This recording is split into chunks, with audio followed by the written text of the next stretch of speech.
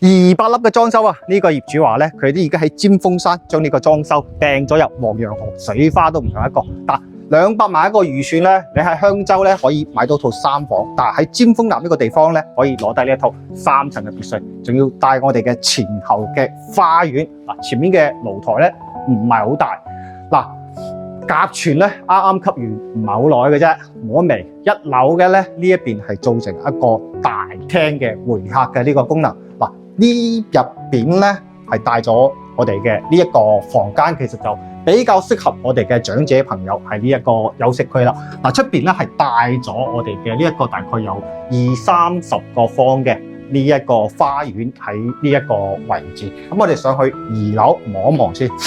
其實喺呢個位置之前買翻嚟咧都要去到300-400萬嘅一個清水噶啦。嗱，依家裝修完之後攞出嚟賣嘅價錢咧，嗱，300粒出頭少少可以入手到。咁呢一個房間咧就我哋嘅主人房啦。嗱，佢呢邊咧係將出邊嘅呢一個露台咧包含喺我哋嘅房間入邊，咁成個空間咧會大好多。美中不足嘅就係呢一個地方，佢嘅主人房係冇獨立嘅一個衣帽間喺度。不過咧，本嚟呢一個位置佢應該係預留咗衣帽間，但係攞咗嚟咧做一個房間，其實係可以改翻去嗰個位置嘅。呢個咧，哇！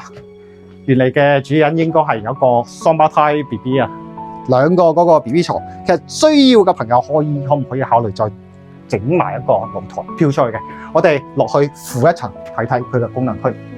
呢度咧就我哋一個負1樓。嗱，呢一個面積咧完全係屬於我哋一個贈送嘅一個面積，唔入證嘅一個面積啊。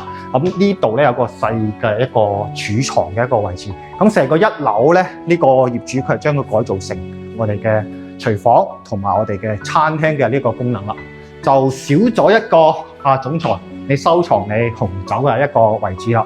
咁出嚟嘅呢一個地方咧，嗱就係佢一個車庫，可以泊2架車喺呢個位置嘅。你嘅大豬勞斯萊斯可以泊喺呢度。咁啊現階段咧嗱350萬元仔咧可以攞走，有興趣嘅朋友咧可以點我頭像。